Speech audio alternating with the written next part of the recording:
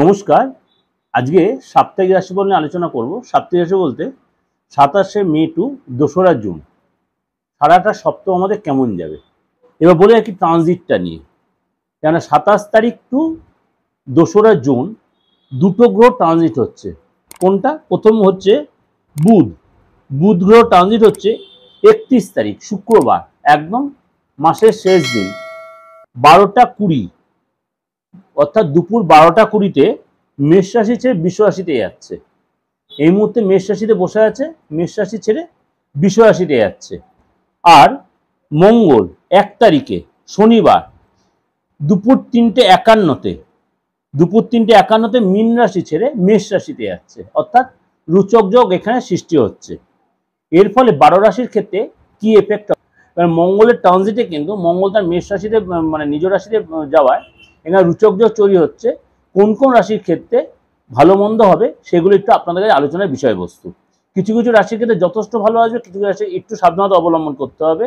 সেগুলো আপনারা একটু ফলো করলে বুঝতে পারবেন। কারণ মঙ্গল আর রাহু মীন রাশিতে 31 তারিখ পর্যন্ত থাকছে, বুধ থাকছে 31 তারিখ পর্যন্ত, এবং বৃহস্পতি, শুক্র এবং সূর্যদেব এরা তিনজন জুতি তৈরি করছে 31 তারিখ পর্যন্ত। এখানে চলে আসবে বুধ, মানে চতুর্গ্রহী যোগের জুতি হবে, এবং কেতু থাকছে অলরেডি কন্যা রাশিতে যেরকম ছিল অলরেডি, চন্দ্র থাকছে ধনু রাশিতে, এবং শনি অলরেডি যেরকম রয়েছে কুম্ভ রাশি তার নিজের ঘরেই। এই হলো মানে নবগ্রহের বিচরণটা। এবার চলে আসবে হচ্ছে কুম্ভ রাশি। কুম্ভ রাশি এই সপ্তাহে কোথাও আপনি হয়তো কয়েকদিন বাইরে ঘুরতে যাওয়ার প্ল্যান করতে পারেন। সেই জন্য কিন্তু আপনি অনেক কিছু চিন্তা ভাবনা করবেন, অনেক কিছু প্ল্যান করবেন। সরকারি দপ্তরে আপনার ভীষণ ব্যস্ততা থাকে। আপনি যদি কোনো সরকারি দপ্তরে কাজ করে থাকেন তাহলে সেখানে ব্যস্ততা, বা সরকারি দপ্তরে কোনো কর্মের ব্যাপারে বা কোনো কাজ আপনার আটকে সেখানে বারে বারে আপনার যেতে হতে পারে। আপনি সরকারি কাজ যদি নাও করে থাকেন সেই কাজে বারবার যেতে হতে পারে, এবং আপনার এই সপ্তাহে অনেকটাই দৌড়ঝাঁপ করতে হবে। 31 তারিখ পর্যন্ত আপনি একটু সাবধানে চলতে হবে। বিশেষ করে খরচ হবে, পড়ে গিয়ে চোট লাগতে পারে।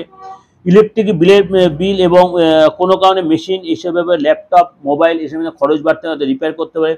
আপনি বৈদেশিক কোনো কাজের সাথে জড়িত, সেখানে বিদেশ থেকে লাভ হবে, এবং লং ট্যুরে যে যাবেন সেখানেও কিন্তু আপনার খরচ একটা বাড়বে, এবং বাইরের কোনো ব্যক্তির দ্বারা আপনি লাভবান হবেন। বাইরের কোনো ব্যক্তির দ্বারা আপনি লাভবান হবেন। ফ্যামিলির সাথে কোথাও ঘুরতে যেতে পারেন, কোনো বিদেশ ঘুরে যেতে পারেন, বা নদী সমুদ্রে যেতে পারেন। শুভ অনুষ্ঠানে অ্যাটেন্ড করতে পারেন। পার্টনারের সাথে সম্পর্কটা ভালোই থাকবে, পার্টনারের কোনো গুড নিউজ পেতে পারেন, এবং একসাথে দুজনে হয়তো শপিং করতে গেলেন, কোনো উইকেন্ডে একসাথে ডিনারটা করলেন। এবং 31 তারিখ পর্যন্ত কিন্তু আপনি যেটা বললেন স্বপ্নটায় 1 তারিখ বলে সময়টা অনেকটা বেটার আসবে। কোনো হওয়া কাজ কেটে যেতে পারে, ডিল ক্যান্সেল হতে পারে, কোনো অর্ডার ক্যান্সেল হতে পারে, মনটা একটু অস্থিরতা থাকবে। শুধু 1 তারিখ পর্যন্ত 31 তারিখ আপনাকে একটু সাবধানে থাকতে হবে। 1 তারিখের থেকে সময়টা অনেকটাই বেটার আছে। আপনি এই সপ্তাহে কী করবেন? অবশ্যই শনি চালিসা পাঠ করবেন। শনি চালিসা পাঠ কবে করবেন? অবশ্যই শুক্রবার, শনিবার, মঙ্গলবার। শুক্রবার, শনিবার, মঙ্গলবার অবশ্যই শনি চালিসা পাঠ করবেন। সন্ধ্যাবেলায় খোলা আকাশের নিচে করবেন। অবশ্যই দেখবেন নেগেটিভিটিটা অনেকটাই কেটে যাবে। যে এটা ওভারঅল একটা ডিসকাশন করলাম, অবশ্যই আপনাদের ভালো লাগবে। আর যদি ভালো লাগে অবশ্যই লাইক করবেন, আর যত লোকেরা শেয়ার করবেন। যদি মনে যোগাযোগ করে অবশ্যই বুকিংয়ে ফোন করে নেবেন। সমস্ত ধরনের লোকেরা সমস্ত রকম কোশ্চেনের জন্য অনলাইনে বলুন, অফলাইনে বা চেম্বার বলুন। নমস্কার, সবাই ভালো থাকবেন।